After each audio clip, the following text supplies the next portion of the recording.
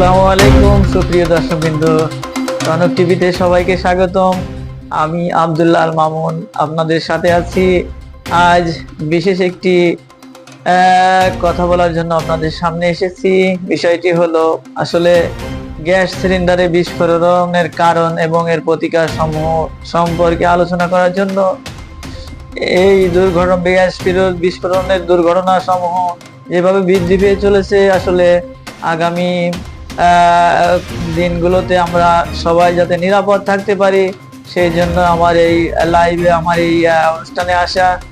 আশা করি আপনাদের উপকার হবে। তো চলুন আলোচনা করা যাক। প্রতিদিন যেভাবে গ্যাস বিস্ফোরণ বৃদ্ধি পাচ্ছে, তাতে আমাদের জনজীবন অস্বস্তিতে পরিণত হচ্ছে। বিশেষ করে গ্রামগঞ্জ শহরে এলপিজি গ্যাসের ব্যবহার বৃদ্ধি পেয়েছে। রান্নার কাজে এটা ব্যবহার করা হচ্ছে এবং যানবাহন চালানোর কাজে এলপিজি গ্যাস ব্যবহার করা হচ্ছে। এলপিজি গ্যাস সর্বত্র এখনো বিরাজমান। তাই আমাদের দেখা উচিত আসলে সিলিন্ডারের মানসম্মত পদ্ধতি আসলে সেটা মেনটেন করা হয় কিনা। সিলিন্ডারের কেনার আগে আমাদেরকে দেখে নিতে হবে এটার মেয়াদ উত্তীর্ণের হয়ে গেছে কিনা, বা এটাতে মেয়াদে সঠিক ডেটটা বসানো আছে কিনা। এটা আসলে বেশি পুরানো কিনা। সাধারণত 10 থেকে 15 বছর একটি সিলিন্ডার ব্যবহার করা যায় এবং একটা সিলিন্ডারে আসলে যে পরিমাণ গ্যাস ঢুকানো হয়, তার থেকে 4 গুণ বেশি শক্তিতে ওটা রক্ষণাবেক্ষণ করা হয় এবং ওটা পরীক্ষিত করা হয় 4 গুণ বেশি শক্তি প্রয়োগ করে। সুতরাং আসলে এটা সাধারণত দুর্ঘটনা ঘটার একমাত্র কারণ এটা লিকেজ থাকতে পারে, বা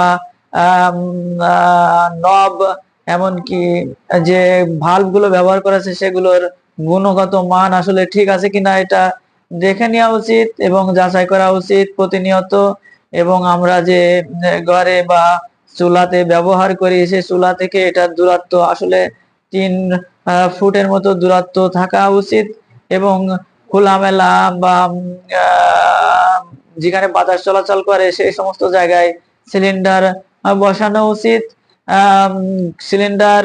গ্যাস সিলিন্ডার অন অফ ঠিক মতো করতে হবে।